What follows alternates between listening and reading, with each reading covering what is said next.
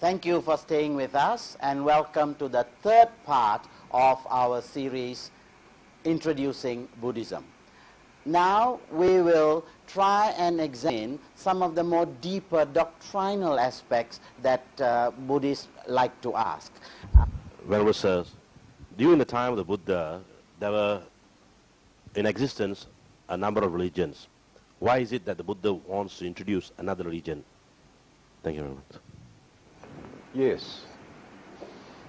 When you study the historical background of all the existing religions in India, the Buddha, as a young prince, studied all the existing religions and philosophy and associated with great religious teachers and practiced their belief and traditions and religious customs by following their advices. Later, he came to know, by following all these belief and practices and tradition, he won't be able to gain enlightenment. That is not the method to gain enlightenment.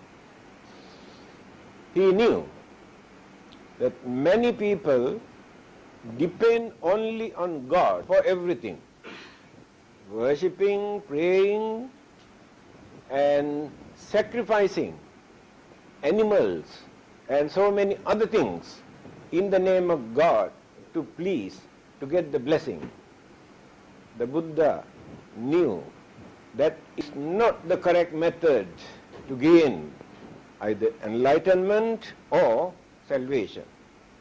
Then he also noticed there were many others who torture their physical body in the name of religion as religious practices, thinking that they can wash away all the sins or the bad karmas that they have committed earlier by burning, cutting, poking, starving, without eating, without taking medicines when they were sick, and behaving like animals, not as human beings, by following animals' way of life. So he said, these practices are not the real religious practices. By torturing this body, we cannot wash away the bad karmas or the sins committed by us. Then he also realized there is no freedom for human beings to think freely, to understand the truth. To understand the truth, they must depend on somebody or some external sources. So, he said like this, Paturahosi magadesu pubbe. The dharma that I am going to preach is not a new dharma, new doctrine or new religion. This dharma, this religion existed long ago, but completely polluted, misled, blindfolded, misinterpreted by the people. The real dharma, real truth, completely disappeared.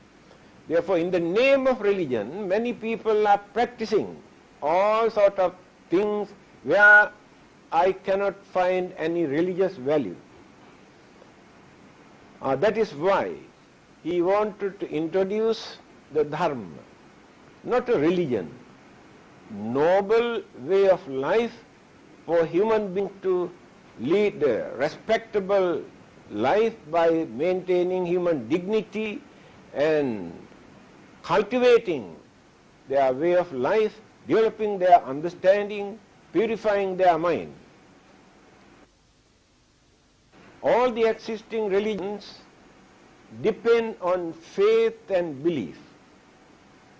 The Buddha realized faith and belief are changeable from time to time according to understanding, experience and maturity.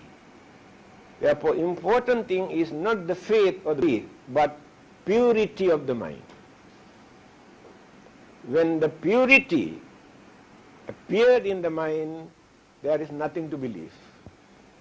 No faith, no belief, purity. Then the enlightenment, confidence, we gain later enlightenment. To contribute an aspect of religion, we have to introduce this Dharma. Today we introduce as Buddhism.